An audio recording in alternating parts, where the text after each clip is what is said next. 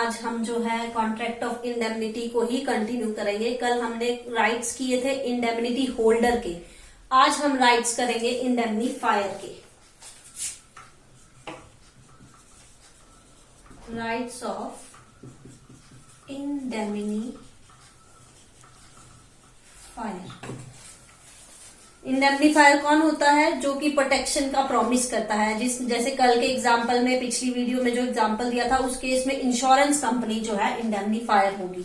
तो इंडेमनीफायर को क्या क्या अधिकार मिलेंगे अगेंस्ट इंडेमनिटी होल्डर या फिर थर्ड पार्टी जिसके कारण लॉस हुआ था, उसके अगेंस्ट क्या उसको अधिकार मिलेंगे, क्या उसके राइट्स होंगे, वो हम इसमें जो है डिस्कस करेंगे।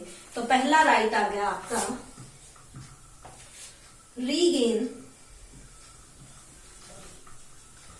regains the right।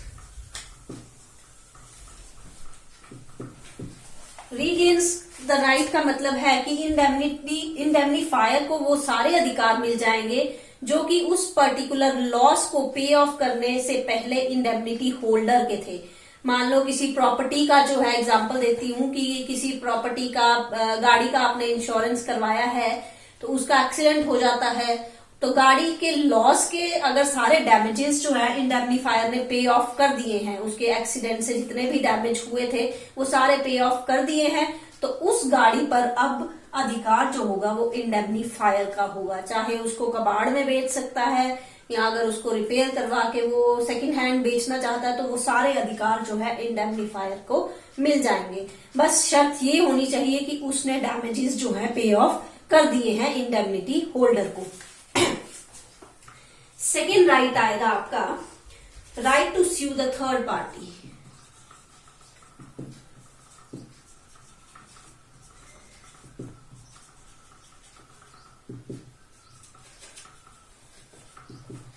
कि जैसे ही इंडेमनीफायर जो है लॉसेस को पे ऑफ कर देता है इंडेमनिटी होल्डर को, तो वो जो है इंडेमनिटी होल्डर के बिहाफ पे जो है थर्ड पार्टी पे केस कर सकता है।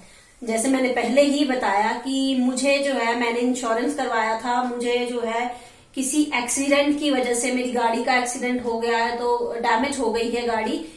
अब जिसके कारण मेरी गाड़ी डैमेज हुई है, दो गाड़ियों का एक्सीडेंट हुआ है, तो जो सामने वाली जिसके कारण मेरी गाड़ी डैमेज हुई है, उस पे केस करने का, स्यू करने का अधिकार जो है इंडेमनीफायर यानी कि इंश्योरेंस कंपनी, जो एग्जांपल कंटिन्यू करते हैं, इंश्योरेंस कंपनी को यह अधिकार मिल जाएगा कि वो थर्ड पार्टी पे जिसके कारण एक्सीडेंट हुआ था उस पे केस कर सकती है मेरे बिहाफ पे, लेकिन मुझे डैमेज पे करने के बाद।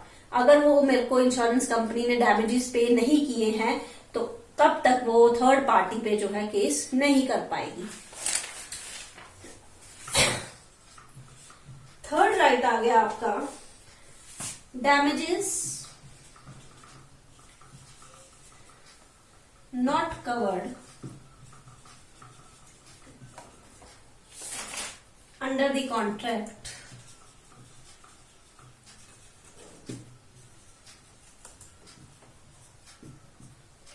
of indemnity।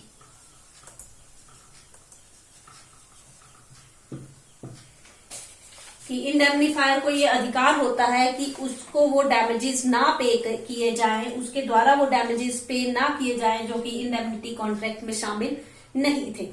वही एग्जांपल कंटिन्यू करते हैं। मेरी गाड़ी का इंश्योरेंस करवाया था मैंने। इंश्योरेंस किस चीज का था? कि गाड़ी की एक्सीडेंट की वजह से अगर डैमेजेस होते हैं तो मेरे को इंश्योरेंस कंपनी जो है वो पे करेगी। लेकिन मेरी गाड़ी को जो है प्राकृतिक आपदा जिसको बोल सकते हैं, या बारिश की वजह से, बर्फ की वजह से मेरी गाड़ी में किसी तरह का डैमेज आ गया है, तो वो डैमेजेस इंश्योरेंस कंपनी पे नहीं करेगी, क्योंकि उस तरह के डैमेजेस जो है कॉन्ट्रैक्ट में शामिल नहीं थे। कॉन्ट्रैक्ट में शामिल किए गए डैमेजेस यानी कि सिर्फ एक्सीडेंट की वजह से हुआ गया डैमेज या आग लगने की वजह से हुआ गया डैमेज जो है इंडेमनिटी के कॉन्ट्रैक्ट में शामिल था। इस वजह से सिर्फ वही डैमेजेस जो है इंश्योरेंस कंपनी पे करेगी।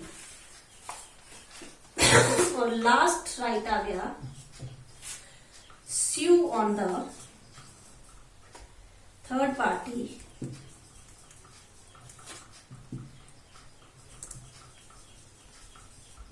To some extent.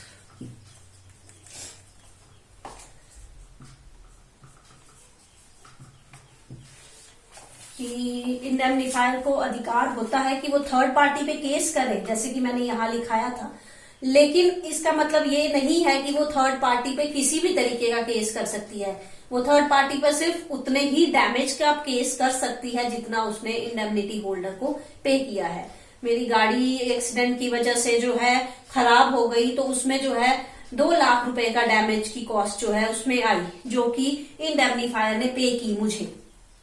अब इंडेमनीफायर थर्ड पार्टी जिसके द्वारा एक्सीडेंट हुआ था उस पे अगर केस करती है तो वो ज्यादा से ज्यादा 2 लाख रुपए तक का ही केस उस पे जो है कर पाएगी, उससे ज्यादा का केस जो है उस पे वो नहीं कर पाएगी। ये थे राइट्स ऑफ इंडेमनीफायर। और कॉन्ट्रैक्ट ऑफ इंडेमनिटी के अंदर हम लास्ट टॉपिक जो है आज का क्या इंक्लूड किया जाता है, कमेंसमेंट ऑफ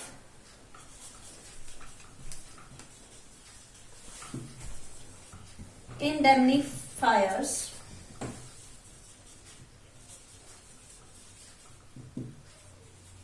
लायबिलिटी।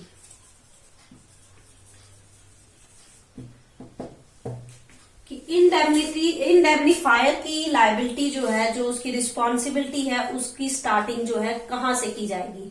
तो इसके संबंध में अलग अलग कोर्ट के द्वारा अलग अलग ऑब्जर्वेशंस दी गई हैं, ऑब्जर्वेशन के बेस पे जजमेंट्स दी गई हैं, और कुछ केसेस में जो है उसी टाइम लायबिलिटी मान ली जाती है जिस टाइम एक पर्टिकुलर इवेंट जो है हो जाता है, और कुछ केसेस में जो है जब तक पेमेंट नहीं की जाती डैमेजेस की तब तक लायबिलिटी जो है नहीं मानी जाती। एग्जांपल देती हूं, 2 लोग थे ए एंड बी। ए ने एक घड़ी चुराई है, वो घड़ी जो है उसने बी को दी ऑक्शन के लिए कि इसकी जो है सेल कर दो आप। बी ने बोला कि मैं इसकी सेल कर दूंगा, लेकिन अगर थर्ड पार्टी जो है, जो इसका ऑनर है, घड़ी का जो ऑनर होगा, वो अगर मुझ पे किसी तरह का केस कर देता है तो उस केस के लिए जो है आप रिस्पॉन्सिबल माने जाओगे। तो जैसे ही ऑनर ने बी पे केस कर दिया, ए की लायबिलिटी जो है स्टार्ट हो जाएगी। यहां पे ए जो है वो इंडेमनीफायर है, क्योंकि इसने प्रॉमिस किया है बी को प्रोटेक्शन के लिए कि अगर बी पे चुराई हुई घड़ी के लिए ऑक्शन करते टाइम उसका ऑनर जो है केस कर देता है तो सारे लॉस जो है ये पे करेगा। यानी कि लॉस से प्रोटेक्शन इसने दी है, तो ये इंडेमनीफायर होगा। ये आपका बी जो है वो इंडेमनिटी होल्डर होगा।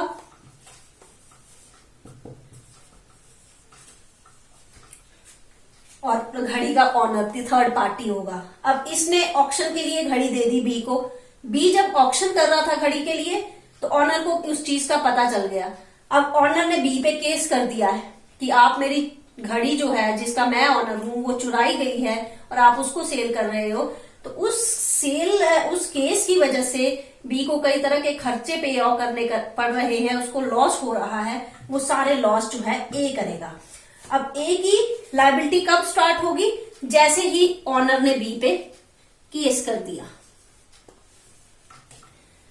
जैसे ही ऑनर ने बी पे केस कर दिया उसी टाइम इंडेमनीफायर की लायबिलिटी जो है स्टार्ट हो जाएगी कुछ केसेस में।